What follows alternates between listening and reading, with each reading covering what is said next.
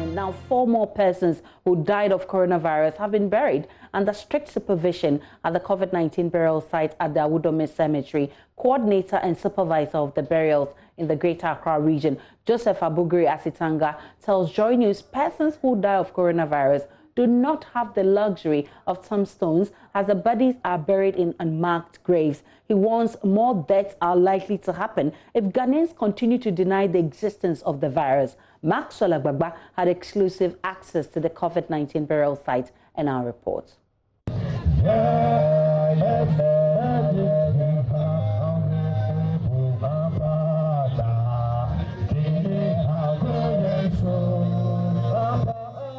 Final burial rites and funerals play a huge role in bringing closure, especially to persons who have lost their loved ones.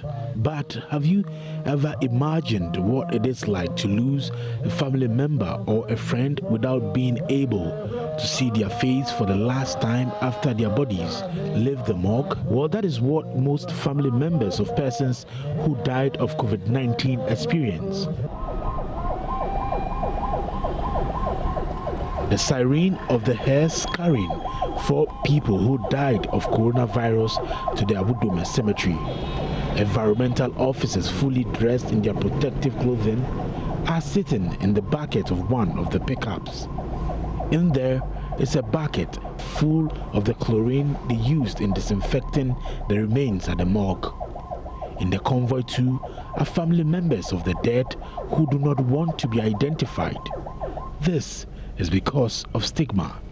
And this is the burial site for COVID-19, and when you come here, you see this big signage here, burial site for COVID-19. And this is the point where we go to the burial site. I see writing, I don't know if you heard Mr. Sitanga, he's telling me that we shouldn't capture any of the family members. And of course, you know, the stigmatization, the stigma that comes with COVID-19. We've been trying to fight this, but it looks the case that a lot of people are still stigmatizing others with COVID-19. I don't know whether to call it stigma or precaution. From my experience, just when we're coming here, we went to the morgue where the bodies were collected, the remains were collected, and there I was very thirsty, so I tried to go and get water from one of the shops very close, one of the convenience stores very close to the morgue. The moment the lady who was selling the water saw me in this PPE, she told me not to get close to her.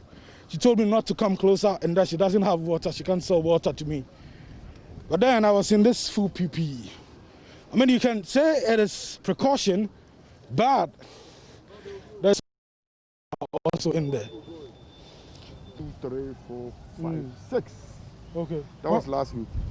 Here at this burial site, I have met the man who disinfects the bodies before they are taken from the morgue. He has disinfected more than 40 bodies. For fear of being stigmatized, he only agreed to speak to me on condition of anonymity. For now, I don't have the total number here, but we've done over 40. For now, I don't have the total body now.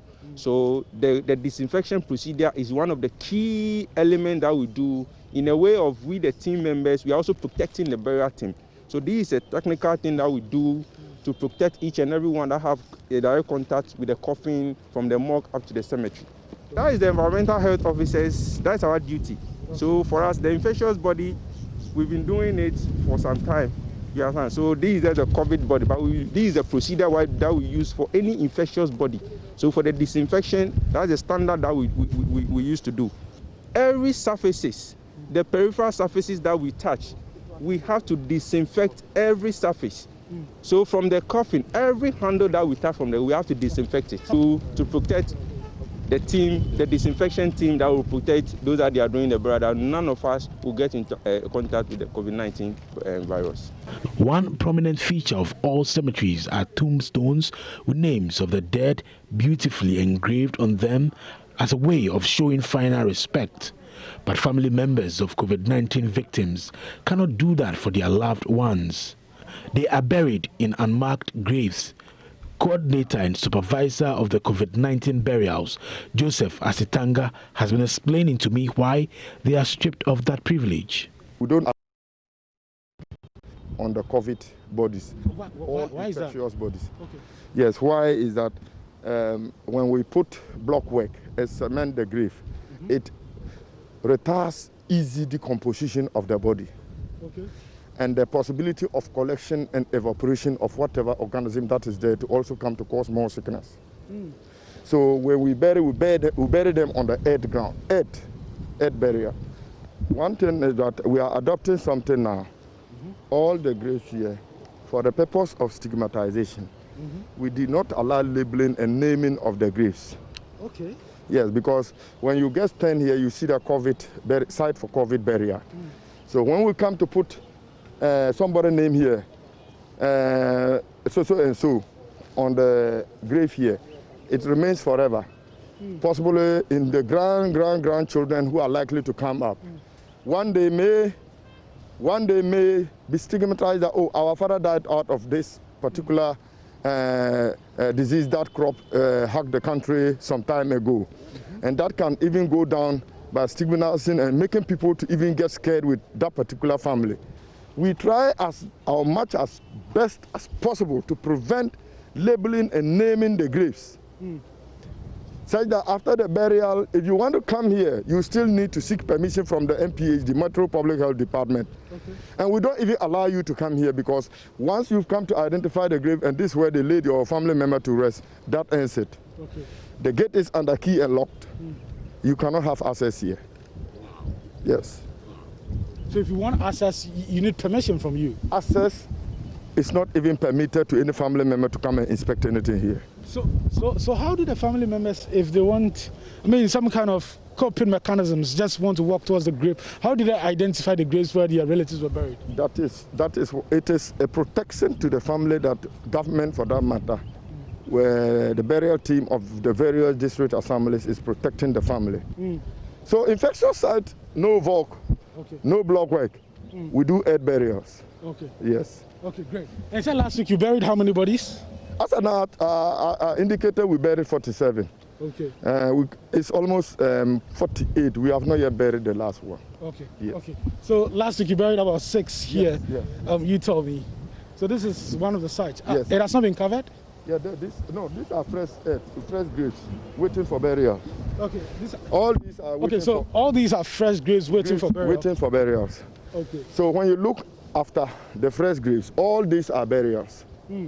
Ahead, all that is burials.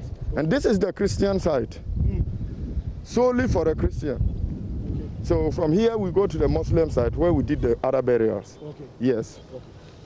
Aside from the harsh reality of environmental health officers taking custody of the body and the denial of a typical Ghanaian burial rites, family members are not allowed to see the body when it leaves the morgue under the strict supervision of health authorities. Joseph Asitanga warns of more deaths if Ghanaians continue to deny the existence of the virus. COVID-19 has come to stay with us and it is there.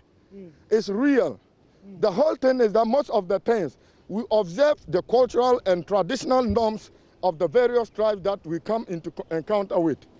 Or else we would have been doing the bare laying of the people from the morgue to the cemetery site for the whole world to see that this disease is real.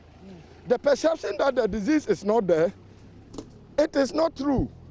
Every day, before you are declared as a COVID-19 victim, the doctors will not benefit or take any profit for lying to you that you died out of COVID-19 when it's not COVID-19 that caused your death. So the public should be aware that every day the COVID-19 is killing people. Every day COVID-19, people are dying through COVID-19. And COVID-19 is living with us from where we live to where we do our business, wherever we are moving in our vehicles, whatever business activity, whatever daily activities we do, COVID-19 is moving with us. Okay. And therefore, it's better we still continue to understand that the disease is there. And therefore, whatever preventive and protocol measures that are prescribed by WHO, everybody should comply and go by it for us to help reduce the number of deaths that are coming. because more deaths is likely to occur when we continue to perceive that the disease is not there.